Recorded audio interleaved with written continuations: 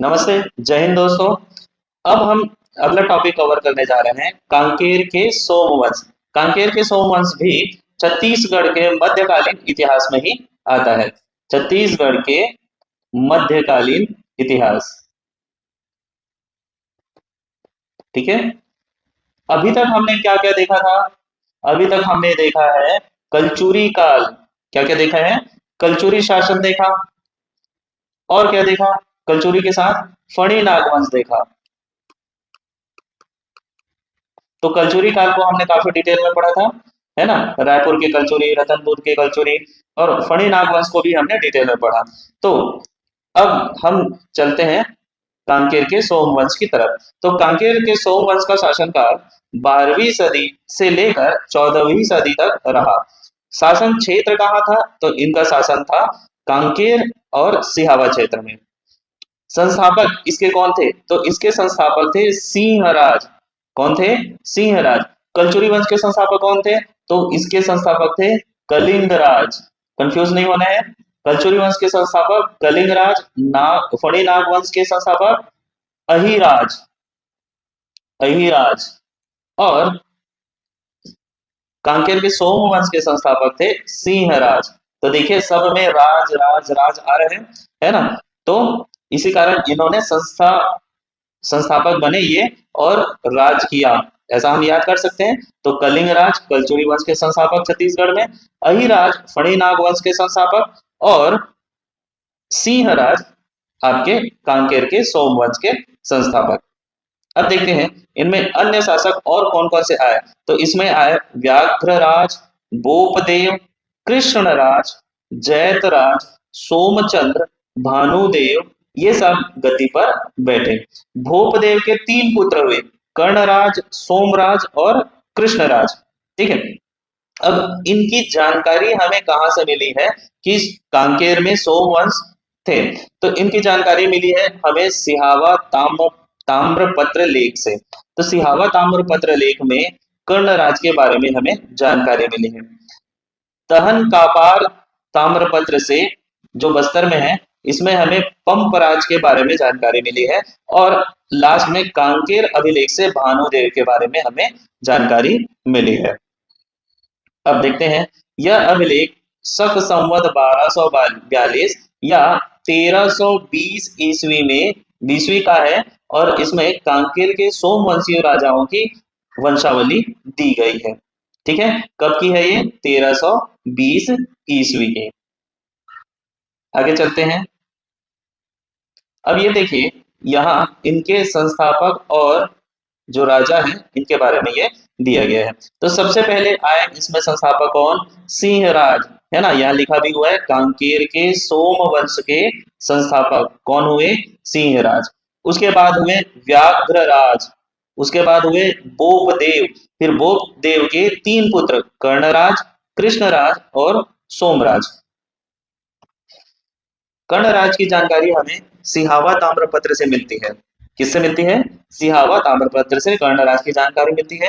और तहन कापार ताम्रपत्र से पंपराज की जानकारी हमें मिलती है। कृष्णराज के पुत्र कौन है? कृष्णराज के पुत्र है जैतराज और या जैतराम। ठीक है। उसके बाद जैतराज या जैतराम के पुत्र कौन है? सोमचंद्र और सोमचंद्र के पुत्र भानुदेव, जिनकी जानकारी भानुदेव की जानकारी हमें कांकेर शिलालेख से मिलती है। अब आगे चलते हैं। अब कुछ जो राजा महाराजा हैं उनके बारे में कुछ जानकारी हमें दी गई है। तो सबसे पहले जानकारी है सिंहराज के बारे में। तो चलिए हम देख लेते हैं। जनश्रुति के अनुसार सिंहराज कोढ़ग्रस्त होने के कारण जगन्नाथपुरी से सिहावा के घने जंगलों में आया, है ना। तो क्या हो गया था? सिंहराज को कोढ़ हो गया था। तो वो क्या हो गए कि जगन्नाथपुरी जो उड़ीसा में है वहां से कहा आ गए? सिहावा के जंगलों में आ गए। यहाँ स्थित देव इंद्र नामक जलाशय में स्नान करके रोग मुक्त हो गए, है ना। उन्हें किसी ने बताया होगा कि वहां एक कौन सा जलाशय है? देव इंद्र जलाशय है, जिसमें आप स्नान करोगे तो आपकी कोढ़ जो है वो खत्म हो जाएगी, आप रोग मुक्त हो जाएंगे। तो इस तरीके से एक जनश्रुति मिलती है जिसमें सिंहराज को क्या हो गया था? कोढ़ हो गया था और वो जगन्नाथपुरी से कहा आ गए? सिहावा के घने जंगलों में आ गए। तत्पश्चात उन्होंने इस स्थान को अपना आवास बना लिया। अब वो यहाँ बस गए। कांकेर के सोमवंशियों की परंपरा चलती है। और यहाँ किसकी सोमवंशियों की परंपरा चलती है? सिहावा में कांकेर के सोमवंशियों की परंपरा चलती है। अनुमान किया जाता है कि सिंहराज ओडिशा के सोमवंशी परिवार से संबंधित है ना। तो ऐसा माना जाता है कि वो कहाँ के थे? ओडिशा के सोमवंशी परिवार के थे। अब आगे इसके बाद आया व्याघ्रराज। तो व्याघ्रराज जो थे वो सिंह राज के पुत्र एवं उत्तराधिकारी थे। इन्हें बाघ राज भी कहा जाता है। व्याघ्र को क्या बोला जाता है? बाघ भी कहा जाता है ना। तो व्याघ्रराज या बाघराज के नाम से भी इन्हें जाना जाता है। इसके दो अभिलेख देवकूट और गुरूर से मिले हैं।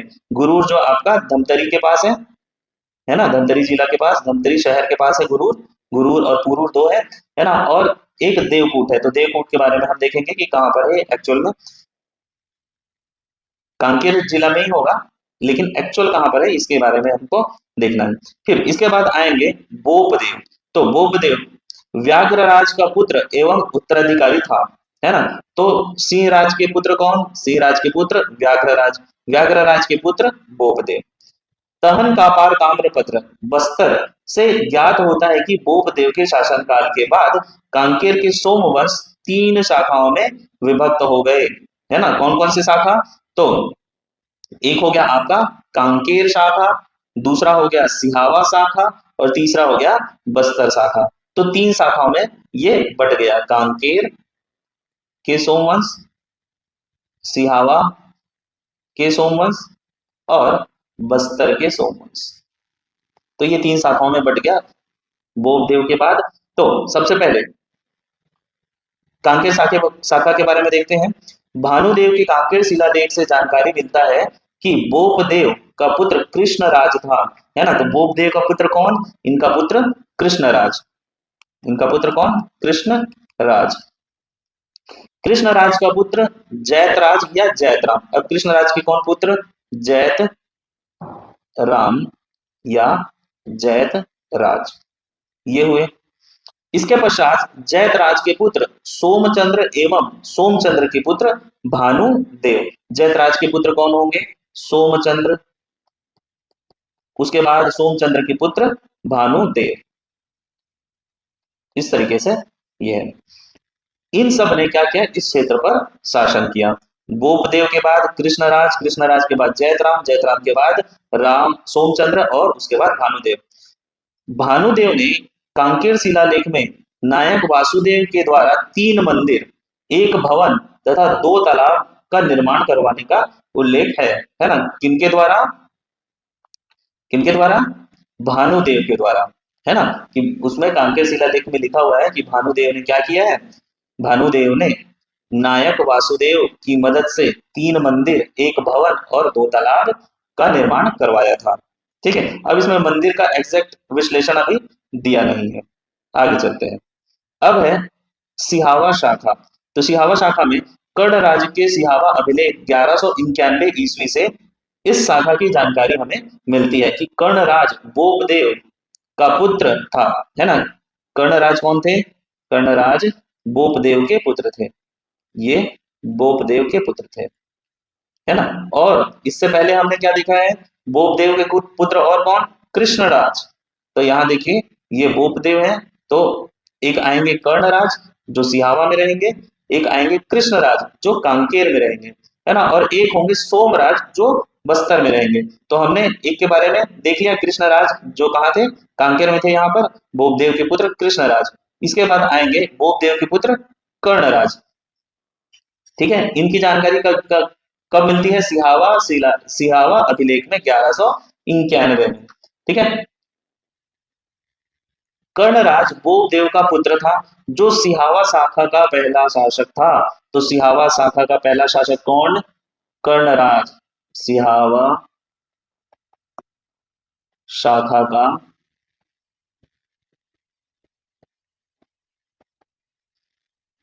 पहला शासक ये हुए कर्णराज।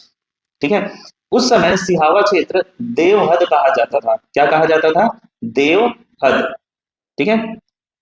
इस अभिलेख में ज्ञात होता है कि इस शासक ने कांकेर के देवहद में 5 मंदिरों का निर्माण करवाया था और छठवें मंदिर का निर्माण अपनी पत्नी भोपल्ला देवी के नाम से करवाया था। ठीक है, तो इसकी जानकारी इसमें मिलती है सिहावा अभिलेख में। फिर आते हैं बस्तर शाखा के बारे में देखते हैं। तो बस्तर शाखा में अब कौन है? तो बस्तर शाखा में यहाँ है हमारे पंपराज। पंपराज के तहन का पार बस्तर से 2 ताम्रपत्र प्राप्त हुए हैं, जो इस शाखा के जानकारी के प्रमुख स्रोत हैं, जिसमें बोपदेव के पुत्र कौन होंगे? सोमदेव, और सोमदेव के पुत्र पंपराज का उल्लेख किया गया है। इस ताम्रपत्र में ब्राह्मण लक्ष्मीधर को जयपरा एवं चिथली या चिखली गांव को दान में दिया गया था। ठीक है, किसके हिसाब से? तहन का पार बस्तर के ताम्रपत्र के अनुसार। बस्तर शाखा में कौन आए? सोमराज के पुत्र, सॉरी, बोपदेव के पुत्र सोमराज, सोमराज के पुत्र पंपराज, ये आए। ठीक है, अब देखते हैं इसके बारे में। कांकेर के सोमवंशी राजाओं का एक ताम्रपत्र मैथिली, सॉरी, कांकेर के सोमवंशी राजाओं का एक ताम्रपत्र मैथिल रामचरण दास लिखित संवत 1707 में खैरागढ़ से प्राप्त हुआ था। कहां से प्राप्त हुआ था? खैरागढ़ से 1707 में मैथिल रामचरण द्वारा लिखित सोमवंशी राजाओं का ताम्रपत्र प्राप्त हुआ था। कांकेर के सोमवंश रतनपुर कलचुरी शासकों के मांडलिक थे, मतलब अधीन थे। कांकेर के सोमवंश सिरपुर के सोमवंश से पूर्णतः भिन्न थे, है ना। मतलब कांकेर के सोमवंश अलग हैं और आगे हम पढ़ेंगे सिरपुर के सोमवंश वो अलग है बिल्कुल। ठीक है, कांकेर के सोमवंश जो थे वो 2-3 तरीके से बटे हुए थे। एक तो बस्तर शाखा में बटे हुए थे, एक सिहावा शाखा में बटे हुए थे, और एक कांकेर में तो थे ही। ठीक है, तो बोपदेव के बाद 3 शाखाएं इसमें हुई। फिर छत्तीसगढ़ में नागवंश की कितनी शाखाएं? 2 शाखाएं, है ना। एक था आपका कवर्धा के फणी नागवंश और दूसरा था बस्तर के चंदक नागवंश। फिर ये कुछ चीजें हैं जिसके बारे में हम देख लेते हैं। तेलुगु चोड़ वंश, तो तेलुगु चोड़ वंश, तो इनका शासन क्षेत्र कहाँ था? ओडिशा के स्वर्णपुर या सोनपुर एवं बस्तर के कुछ क्षेत्र थे। ठीक है, अब होता क्या है कि जैसे हमारा बस्तर जो है नीचे इस तरीके से है, ऐसा है, तो मान लीजिए उसके बाद ये ऊपर ऐसे, तो ये बस्तर का पूरा इलाका है ना। तो इस पूरे बस्तर के इलाके में हो सकता है कि इधर इधर ओडिशा का इलाका है, तो ओडिशा से लगा हुआ कुछ क्षेत्र, ओडिशा से लगा हुआ कुछ क्षेत्र बस्तर का, ये इनके शासन में रहा होगा। किनके शासन में? तेलुगु चोड़ वंश के शासन में। ठीक है, फिर प्रथम शासक इसके हुए सोमेश्वर तृतीय, है ना। इनको कौन सी उपाधि प्राप्त थी? चक्रवर्ती की उपाधि प्राप्त थी। यशोराज प्रथम, यशोराज द्वितीय एंड धारल देव, ये सारे इनके क्या थे? राजा थे, शासक थे। इसके बाद आता है अगला हमारा, इसकी जानकारी हमें कहां से मिली है? इसकी जानकारी हमें महदा ताम्रपत्र से मिली है। ठीक है, कौन से ताम्रपत्र से? महदा ताम्रपत्र। अगला, अंत में कलचुरी शासक जाजल देव प्रथम ने सुवर्णपुर के भुजबल को पराजित कर इस क्षेत्र को अपने अधीन कर लिया था। किसने? जाजल देव प्रथम ने इसे हथिया दिया था। इसके बाद आते हैं बस्तर का गंग युग, है ना। इसके बारे में भी थोड़ा जानकारी हम ले लेते हैं कि बस्तर का गंग युग क्या था, क्योंकि देखिए ये क्वेश्चन भी इसमें आया हुआ है व्यापम के में। इसकी राजधानी थी आपकी बारसूर। ऐतिहासिकता की बात करें तो ये बस्तर के गंग शासक जगन्नाथपुरी से आकर बारसूर क्षेत्र में बसाया और निवास करने लगे। वे अपने पूर्वज बाल सूर्य के नाम से एक नगर बसाया, जो कालांतर में बारसूरगढ़ कहा गया। ठीक है, किसके नाम पर बसाया गया था? बाल सूर्य, उनके पूर्वज थे, उनके नाम पर एक नगर बसाया गया जो बाद में बारसूरगढ़ कहलाया। इसकी जानकारी बस्तर भूषण में स्पष्ट वर्णित है। ठीक है, तो किसमें है इसकी जानकारी? बस्तर भूषण में। निर्माण कार्य कौन कौन से करवाए गए थे? तो यहाँ बारसूर मंदिर का निर्माण कराया गया। तालाबों से एक आबाद शहर था बारसूर मंदिर, और तालाबों से एक आबाद शहर कौन सा था? बारसूर, है ना। यहाँ 147 बड़े सरोवर थे और उतने ही मंदिर भी थे, है ना। इसका मतलब क्या है कि सरोवर बनाए और उसके किनारे में एक मंदिर भी बना दिया उन्होंने, है ना। गंग वंश में वास्तुकला श्रेष्ठतम थी, जिनमें बारसूर के नारायण गुड़ी का कलात्मक गरुड़ स्तंभ तथा पेदम्मा गुड़ी की दुर्गा मूर्ति अद्भुत है। ठीक है, तो ये थे बस्तर के गंग युग। हालांकि बस्तर का गंग युग बहुत ज्यादा इंपॉर्टेंट नहीं है, फिर भी देखिए कहीं से भी क्वेश्चन आ सकता है, तो इसके बारे में हम थोड़ा सा जानकारी ले ली। तो बस्तर के गंग युग, इसके पहले हमने पढ़ा तेलुगु चोड़ वंश, इससे पहले हमने पढ़ा कि छत्तीसगढ़ में नागवंश की दो शाखाएं थी, कवर्धा के फणी नागवंश और बस्तर के छिंदक नागवंश। बस्तर के छिंदक नागवंश ये 3 शाखाओं में बटा, बाद में बस्तर शाखा, सिहावा शाखा और कांकेर शाखा। ठीक है, उसके बाद कांकेर शाखा, सिहावा शाखा और ये कांकेर शाखा, सिहावा शाखा और बस्तर शाखा कब बटा? जब बोपदेव के, ये बोपदेव है, इनके 3 पुत्र आए। कौन कौन? कर्णराज, कृष्णराज और सोमराज। तो कृष्णराज जो है ये कांकेर में रहे। कृष्णराज कहाँ रहे? ये रहे कांकेर में, क्योंकि देखिए डायरेक्ट ऐसा है तो कांकेर में। कर्णराज कहाँ रहे? तो ये रहे सिहावा में। और सोमराज कहाँ रहे? तो ये रहे आपके बस्तर में। ठीक है, सोमराज बस्तर में। फिर इनके पुत्र आए पंपराज। तो इस तरीके से ये कांकेर के सोमवंश के संस्थापक थे। और ये होता है हमारा कांकेर का सोमवंश कंप्लीट। अगली क्लास में हम बस्तर के छिंदक नाग वंश के बारे में देखेंगे। तो आज की क्लास, अभी की क्लास यही समाप्त।